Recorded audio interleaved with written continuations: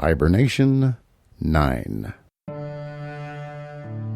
Grizzly's Growls presents Stories from the Hiber-Nation.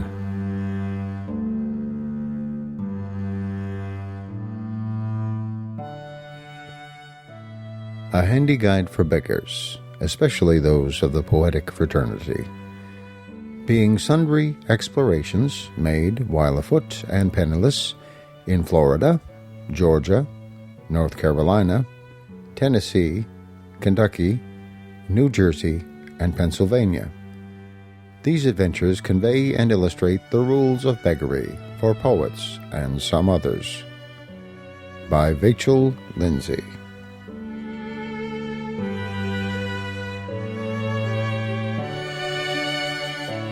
These are the rules of the road. Keep away from cities. Keep away from the railroads. Have nothing to do with money and carry no baggage. Ask for dinner about 11:15. Ask for supper, lodging, and breakfast about 5:15. Travel alone. Be neat, deliberate, chaste, and civil. Preach the gospel of beauty. And without further parley, let us proceed to inculcate these by illustration, precept, and dogma. Vachel Lindsay, Springfield, Illinois, November 1916. Part 1. Vagrant Adventures in the South.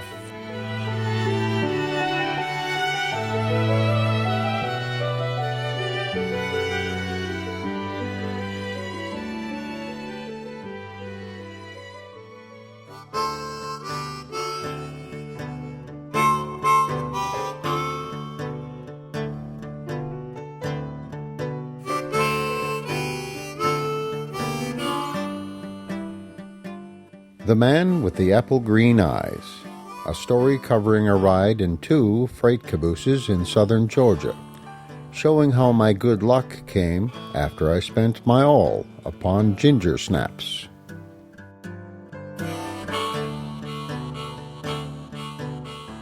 Remember, if you go a-wandering, the road will break your heart. It is sometimes like a woman, caressing and stabbing at once. It is a mystery, this quality of the road. I write not to explain, but to warn, to give the treatment. Comradeship and hospitality are the opiates most often at hand. I remember when I encountered the outpoured welcome of an Old Testament patriarch, a praying section boss in a gray log village, one Monday evening in North Florida. He looked at me long. He sensed my depression. He made me his 7th son. He sent his family about to announce my lecture in the schoolhouse on the value of poetry. Enough apple-cheeked maidens, sad mothers, and wriggling, large-eyed urchins assembled to give an unconscious demonstration of the theme. The little lamp spluttered. The windows rattled. 2 babies cried. Everybody assumed that lectures were delightful, miserable, and important. The woman on the back seat nursed her baby, reducing the noise by 1/3. When I was through shouting, they passed the hat. I felt sure I had carried my point. Poetry was 83 cents valuable, a good deal for that place. And the sons of the patriarch were the main contributors, for before the event he had thunderously exhorted them to be generous. I should not have taken the money, but that was before I had a good grip on my rule. The patriarch was kept away by a neighbor who had been seized with fits on Sunday while fishing. The neighbor, though mending physically, was in a state of apprehension. He demanded with strong and crying tears that the patriarch pray with him. Late in the evening, as we were about the hearth, recovering from the lecture, my host returned from the sinner's bed, the pride of priesthood in his step. He had established a contrite heart in his brother, all the while frank with him about the doubtful efficacy of prayer and the healing of a body visited with just wrath. Who would not have loved the 6 sons when, at the patriarch's command, they drew into a circle around the family altar with their small sister, the gentle mother with her babe at her breast? It was an achievement to put the look of prayer into such flushed, wilful faces as those boys displayed. They followed their father with the devotion of an Ironside regiment as he lifted up his voice singing, "The Son of God goes forth to war." They rolled out other strenuous hymns.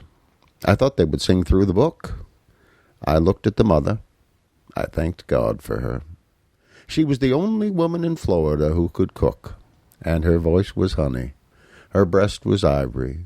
The child was a pearl. Her whole aspect had the age and the youth of one of DeForest Brush's austere American Madonnas. The scripture lesson, selected not by chance, covered the adventures of Jacob at Bethel. We afterwards knelt on the pine floor, our heads in the seats of our chairs. I peeped and observed the patriarch with his chair almost in the fireplace. He ignored the heat. He shouted the name of the smallest boy, who answered the roll call by praying, "Now I lay me down to sleep." The father megaphoned for the next, and the next, with a like response. He called the girl's name, but in a still, small voice she lisped the Lord's Prayer. As the other boys were reached, the prayers became individual, but containing fragments of "Now I lay me." The mother petitioned for the soul of the youngest boy, not yet in a state of grace, for a sick cousin, and many a neighborhood cause. The father prayed 20 minutes, while the chair smoked. I forgot the chair at last when he voiced the petition that the stranger in the gates might have visitations on his lonely road, like Jacob at Bethel. And then a great appeal went up the chimney that the whole assembly might bear abundantly the fruits of the Spirit. The fire leaped for joy. I knew that when the prayer appeared before the throne, it was still a tongue of flame.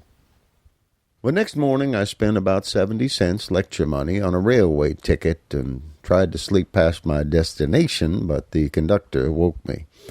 He put me off in the Okefenokee Swamp, just inside the Georgia line. The waters had more brass-bespangled ooze than in mid-Florida. The marsh weeds beneath were lustrous red. I crossed an interminable trestle over the Suwannee River. A fidgety bird was scolding from tie to tie. If the sky had been turned over and azure boiled to a spoonful, you would have had the intense blue with which he was painted. If the cauldron had been filled with sad clouds and boiled to a black lump, you would have had my heart. Ungrateful, I had forgotten the patriarch. I was lonely, for I knew not what, but maybe for my friend Edward Broderick, who had walked with me through Central Florida, and had been called to New York by the industrial tyranny which the steel rails represented even here. We two had taken the path beside the railway in the region of Sanford and Tampa, walking in loose sand white as salt. In Orange Grove in the twilight had been a sky of little moons. We had not eaten many oranges. They are expensive here. But we'd stolen the souls of all we passed, and so had spoiled them for their owners. It had been an exquisite revenge. We had seen swamps of parched palmettos set afire by wood-burning locomotives whose volcanic smokestacks are squat and wide, like those on the engines in Grandmother's third reader. We had met Mr. Terrapin, Mr. Owl, Mrs. Cow, and Master Calf, all of them carved by the train wheels, Mr. Buzzard singing beside them. We had met Mr. Pig again at the crackers table, cooked by last year's forest fire, run over by last year's train. But what had it mattered?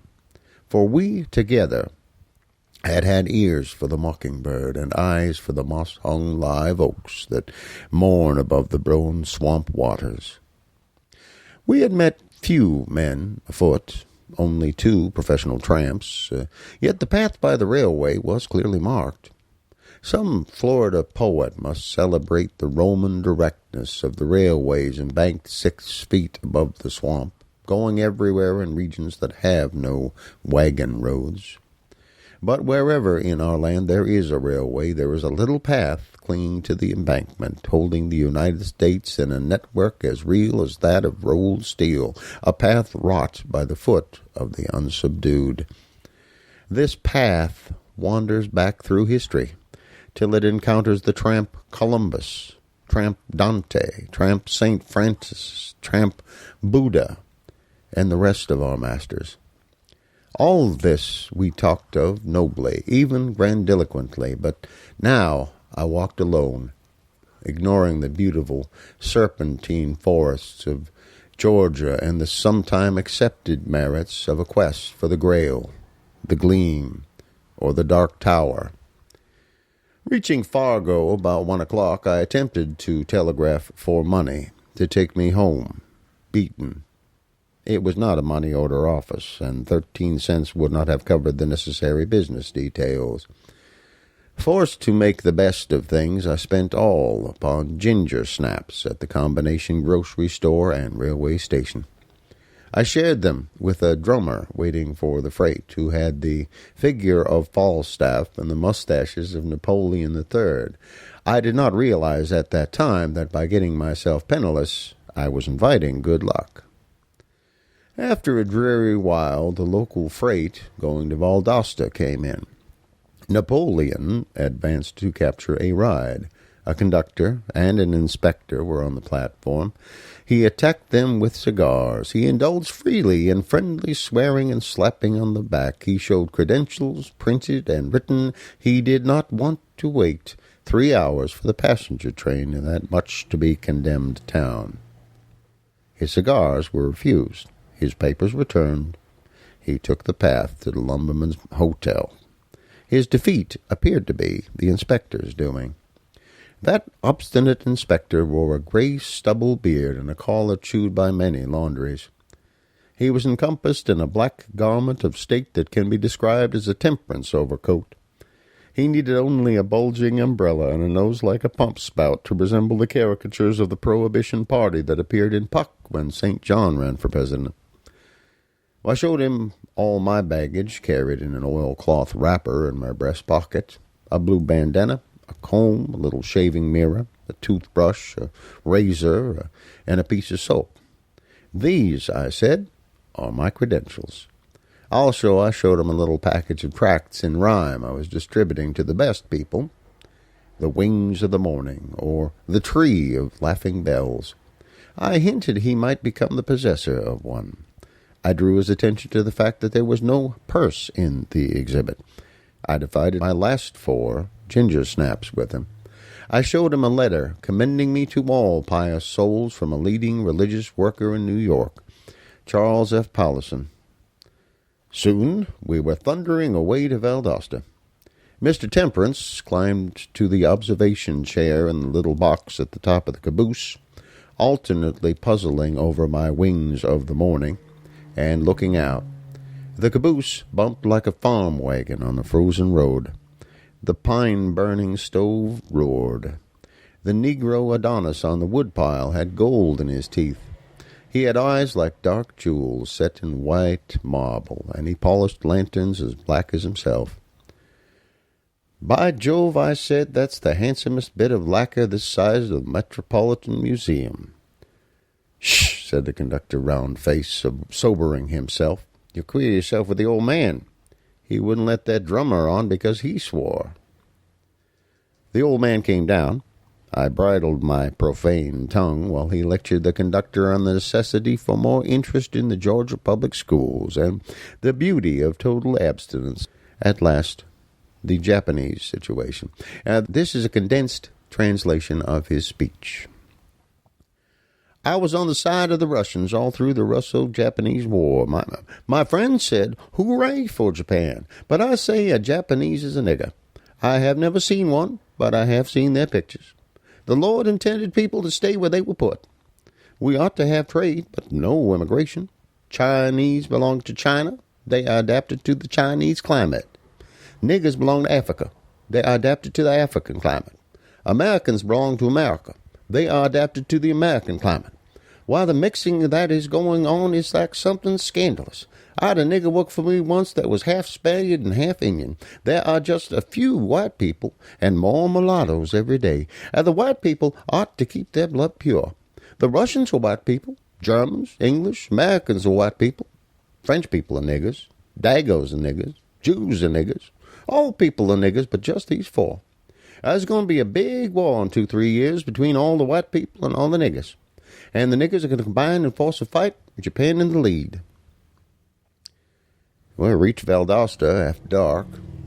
The conductor and inspector exchanged with me most civil goodbyes. Their hospitality had been nepenthe for my broken heart. I reconciled myself to sitting in front of the station fireplace all night. I thought my nearest friend was at Macon, 150 miles north, a gay cavalier who had read Omar Khayyam with me in college. Well, just then, an immense, angular, red-haired man sat down in front of the fire. He might have been the prodigal son of some Yankee farmer statesman.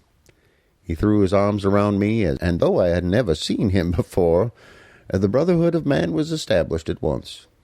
He cast an empty bottle into the wood box. He produced another. I would not drink. He poured down one half of it, snorted like dishwasher going down the sink. He said, "That's right. Don't drink. This is the first time I ever drank. I have been on a soak 2 weeks. You see, I was in Texas a long time, and I went broke. I don't know how I got here." "Well," I said, "we have this fire until they run us out. Enjoy yourself." He wept. "I don't deserve to enjoy anything. Anybody that's made a fool of himself as I have done. I wish I were in Vermont, where my wife and babies are buried. Somebody wrote me that they were dead and buried just when I went broke." Well, thereafter he was merry. There was a man in Vermont I didn't like who kept a fire like this. I went to see him every evening because I liked his fire. He would study, and I would smoke. He took out 2 dimes. "Say, there's my last money. Let's buy 2 tickets to the next station and get off and shoot up the town." Well, a hollow-eyed little man of middle age, grimy like a coal miner, sat down on the other side of Mr. Vermont. He said he had been flagging trains for so long he could not tell when he began. He said he must wait 3 hours for a friend. He declined the bottle. He listened to Mr. Vermont's story, told with variations. He put his chin into his hands, his elbows on his knees, and slept. Vermont threw himself on top of the bent back, his face wrapped in his arms like a schoolboy asleep on his desk lid. Mr. Flagman slowly woke, cast off his brother, and slept again. Cautiously, Vermont waited, and resumed his pillow in a quarter of an hour, and be again cast off. Mr. Flagman sat up. I asked him if there was a train for Macon going soon. He said, "Well, the through freight is making up now." Gave me the conductor's name. I asked if there was any one about who could write me a pass to Macon. He said, "Well, the pay car's just come in. Mr. Grady can give you a pass if he wants to." I went out to the tracks. From a little window at the end of the car, Mr. Grady was paying the interminable sons of Ham who emerged from the African night, climbed the steps, received their envelopes, and slunk down the steps into the African night. At last I showed Mr. Grady my letter from Charles F. Paulison. Mr. Grady did not appear to be of religious turn. I asked him permission to ride to Macon in the caboose of the freight, going out at 1 o'clock. I assured him it was beneath my dignity to crawl into the boxcar or patronize the blind baggage, and I was tired of walking in the swamp. Mr. Grady said, "Are you an official of the road?" "Well, no, sir." "Then what you ask is impossible, sir." "Oh, my dear Mr. Grady, it is not impossible." "I am glad to have met you, sir." "Good night, sir." And Mr. Grady shut the window. There was a smash, clang, and thud of making up a train.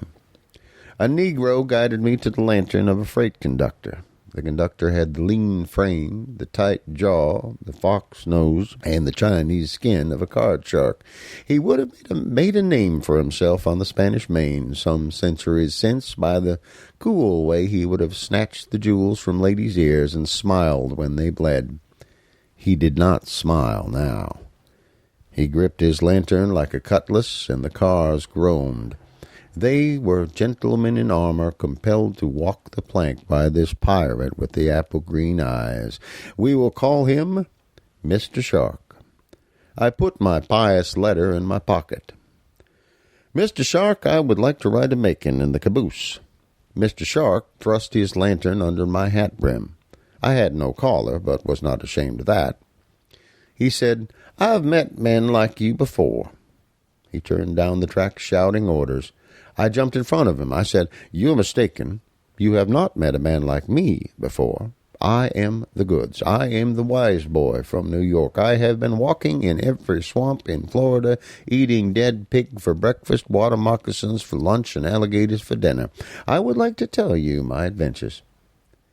Well, Mr. Shark ignored me and went on persecuting the train. Valdosta was a depot in the midst of darkness, and I hated the darkness. I went into the depot. Vermont was offering the flagman the bottle. He drank. The flagman asked me, Can't you make it? No. Grady turned me down, and the conductor turned me down. Mr. Flagman said, Well, the one sure way to ride in a caboose like a gentleman is to ask the conductor like a gentleman, and everybody else is a gentleman, and when he turns you down, ask him again like a gentleman, and much more with that refrain. It was wisdom lightly given, profounder than it seemed. Let us remember the tired flagman, and engrave the substance of his saying on our souls. I sought the pirate again. I took off my hat. I bowed like Don Cesar de Bazan, but gravely. I ask you, sir, just as one gentleman to another, to take me to Macon. I have friends in Macon. Mr. Shark showed a pale streak of a smile. Come around till 1 o'clock. My thank you was drowned by a late passenger. It came from Fargo, for Napoleon III dismounted. He said, Hello, where are you going, boy? I'm just taking the caboose of the through freight for Macon, but I have a few minutes. Well, how the devil did you get her, sir? I told him the story, in brief. We were in front of the fire now. How are you going to make this next train? I'd like to go with you. Well, I could not tell whether he meant it or not. Right beside us, Mr. Flagman was asleep for all night, with his elbows on his knees, his chin in his hands. Stretched above Flagman's back was Mr. Vermont, like a schoolboy asleep on his desk. I said, Do you see the gentleman at the bottom of that pile? He is the Grand Lama of Cabooseville. You have to ask him for the password. The man on top is the sublime Sub-Lama. Well, Napoleon looked dubiously at them, at the 2 bottles in the wood box, and he gave me good words of farewell, finishing with mock gravity, Of course I respect you, sir, and in not giving the password without orders from your superior, sir. And now I boarded the caboose, hurrying to surprise the Macon cavalier. He expected me in 3 weeks, walking. But the caboose we did 150 miles in 13 hours, and all the way my heart spun like a glorified musical top. Alas, this is a tale of drink. I filled the coffee pot and drained it an infinite number of times, all because my poor heart was healed. The stove was the only person in the world out of humor. He was mad because his feet were nailed to the floor. He tried to spill the coffee and screamed, You've done it, every time we rounded a curve. The caboose door slammed open every 7 minutes, Shark and his white man and his Negro running in from their all-night work for refreshment. Now, the manner of serving coffee in a caboose is this. There are 3 tin cups for the white man. The Negro can chew sugar cane or steal a drink when we do not look. There is a tin box of sugar. If one is serving Mr. Shark, one shakes a great deal of sugar into the cup, and more down one's sleeve and into one's shoes and about the rocking floor, one becomes sprinkled like a donut, newly fried and fragrant with splashed coffee. The cinders that come in on the breath of that shrieking night cling to the person.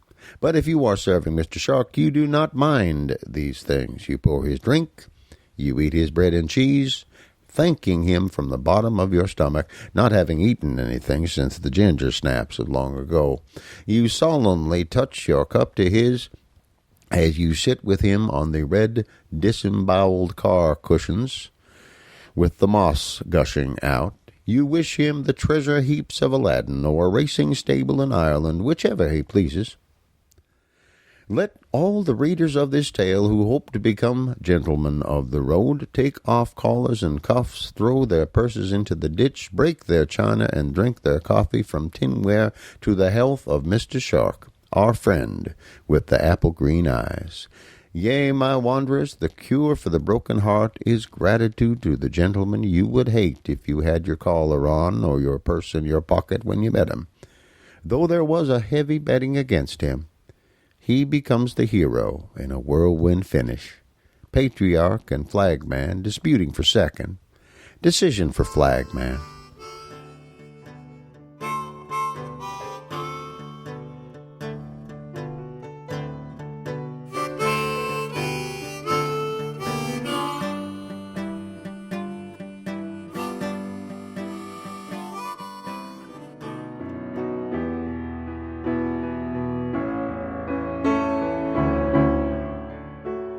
Thanks for listening to Stories from the Hiber-Nation. Comment on the website at grizzly.libsyn.com. This program is sponsored by donations from people like you and is released with a Creative Commons Attribution, Non-Commercial, No Derivatives license.